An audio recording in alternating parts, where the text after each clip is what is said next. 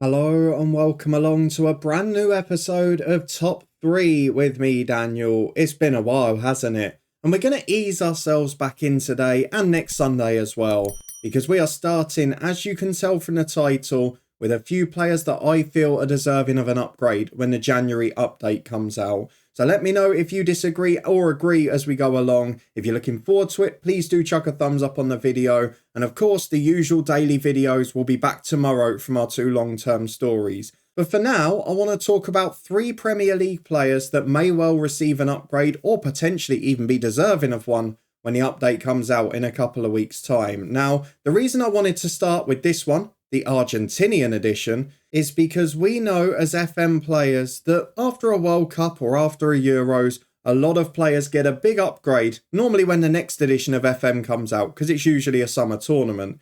Here we've got the weird scenario where we've had a Winter World Cup and a January transfer window, so we've got an awful lot to look forward to. But I think that the influence of the World Cup winners is surely going to be enough to get a few players an upgrade. Now, don't go thinking I've just picked 3 players at random and said, yeah, their attributes might get a boost. I've done a little bit of research for this, as you might expect. So as you know, if you're a regular follower of this channel, we have got 2 long-term stories here. We've got one over on Twitch. The Twitch one about 4 years in, the YouTube one's about 8 years in. I've also done a 5-year simulation so far, which I've got the results of as well. And I've nicked one of my mates' saves, who's 5 or 6 years in. And in all of those, I've picked out where certain players that play in the Premier League from Argentina have ended up in their careers, just to try and mitigate one save where there might be injuries or lots of suspensions or falling out of favour, whatever it might be, to make sure that it's players that have consistently not perhaps reached the top level regularly in FM23. So let's go and see the 3 players that I think will get an upgrade. Let me know if you agree, let me know any other candidates, and next week we'll go for the full international edition. Let's start off though with my first one. Well, we start at Brighton and Hove Albion for number 3, and I think this one's pretty obvious because there's only one Argentinian at Brighton and Hove Albion, if I remember rightly, and that man is Alexis McAllister. Of course, was one of the surprises of the World Cup from a Premier League point of view, playing for a Brighton side that often had been very solid, but perhaps not the most expansive under Graham Potter. He's found a new lease of life under De Zerbi, and of course in that Argentinian World Cup team. He was a fantastic player throughout the tournament, became a really important part of that Argentina midfield, and of course in the final was part of one of the most free-flowing moves for a goal. And that's the key for my upgrade here. He's probably the one of the 3 who I feel will upgrade the least because he's probably the best of the 3 already. But I do feel there's room for Alexis McAllister to get a bit of a boost, particularly on the physical side. He proved his physicality, his stamina and his work rate during that World Cup, and I can see all of those areas getting a little boost. He's a key part of a free-flowing, attacking Roberto De Zerbi side now at Brighton, and he did stay in spite of some of the other players trying to force their way out, in some cases like Leandro Trossard successfully. But for me, McAllister, already very good technically, maybe not much of an upgrade there, albeit he did have some standout moments during that World Cup.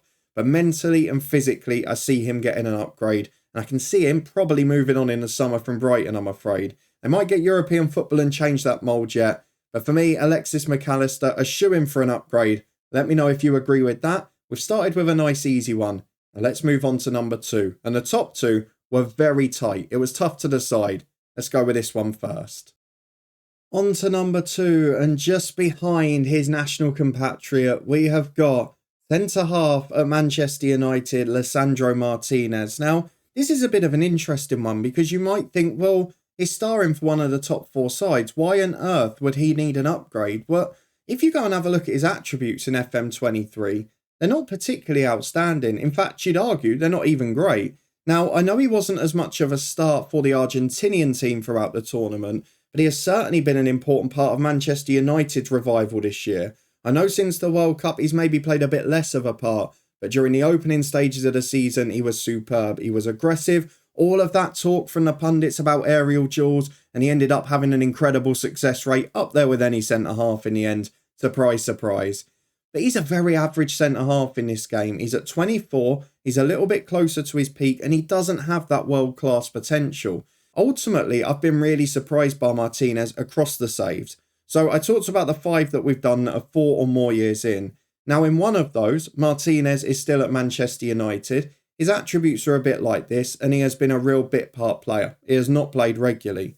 In the other saves, he has ended up at either mid-table Premier League clubs or in other nations, but with teams that aren't competing for the title. So he had one save where he'd ended up at Sevilla, being a sort of Europa League and 6th or 7th place Spanish side. He's at Crystal Palace in 2 of them, remarkably. He's also in the bottom half with Brighton in 1. Seems to like the south of England for some reason. But he is a player who hasn't pushed on to that next level in FM, and I can see that changing in the update. I think his tackling attribute will get an upgrade, and deservedly so. It should be boosted from what we've seen so far this year. But he's not someone I can really see there being a massive upgrade for. He's just someone who I see generally an upgrade of 1 maybe across the board in a lot of areas. He's proven to be good on the ball, but again, someone who perhaps has shown more of a mentality. And we know from the summer, the reason that Erik ten Hag brought the likes of Martinez and Antony in is because of their mentality. And I find it a bit weird in this game as a result that his personality's balanced, he's not that determined. And if there's one thing you've seen from him this season, he is that one when the team are behind that is trying to push them on. He is the one that is trying to lead by example, show determination on the pitch. And I found it a little bit odd that that wasn't maybe reflected in game. So if anything, I'm predicting an upgrade to maybe fairly determined, maybe an extra couple of points on that front. Maybe some of those hidden attributes will get a bit of a boost too, because he's proven himself to be professional, determined and work really hard. I can see him getting a boost generally across the board of 1, and maybe a little bit more on the tackling and determination. Let me know if you agree with that one. I almost put him in number 1, but I think this guy is just going to pip him to the post. Well, for the number 1 spot, we take a small trip across Manchester to the current champions, and that is for Julian Alvarez.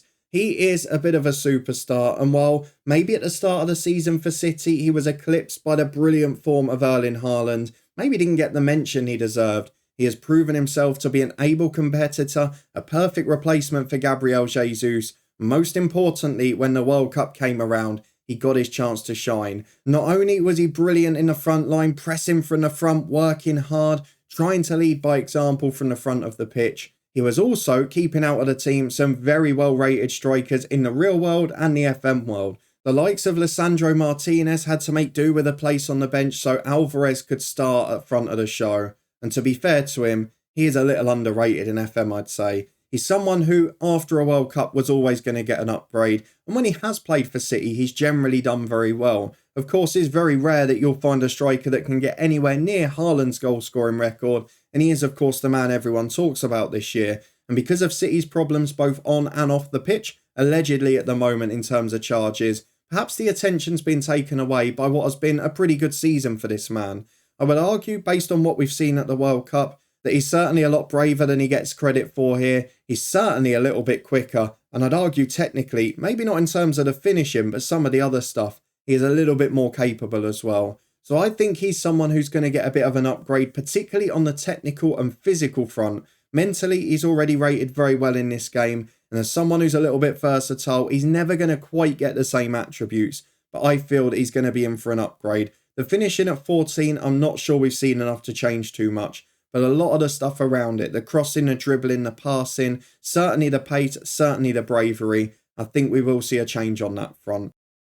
So Alvarez for me is definitely someone who's ready for an upgrade. I could have put either of the other two in first place because for me, Martinez and Alvarez are definitely going to get a boost. I'm not saying I agree that they should be the standout players from the whole of the league, but we do know that the World Cup and the Euros has a big influence on the way players are improved because it's a global tournament. Lots of people watch it and say, oh, this player's underrated in FM. And as a result, I think those 3 will get a boost, and the last 2 in particular are quite significant one. But they're not the only players that have starred during the World Cup and the Premier League season so far. We'll be having a look in a bit more detail next week at other stars in the league that might get an upgrade. Hopefully you're looking forward to that one as we ease ourselves back into the top 3 series. If you did enjoy this episode though, just a little fun one, then please do chuck a thumbs up on it. If you want to stay up to date with my 2 long-term stories, subscribe and turn that notification bell on. You can find the playlist up in the eye above as well as the Twitch channel and the football podcast too. But a massive thank you for watching. Your support as always is appreciated. And I'll see you back here next time tomorrow for a big episode from our long-term story. See you there.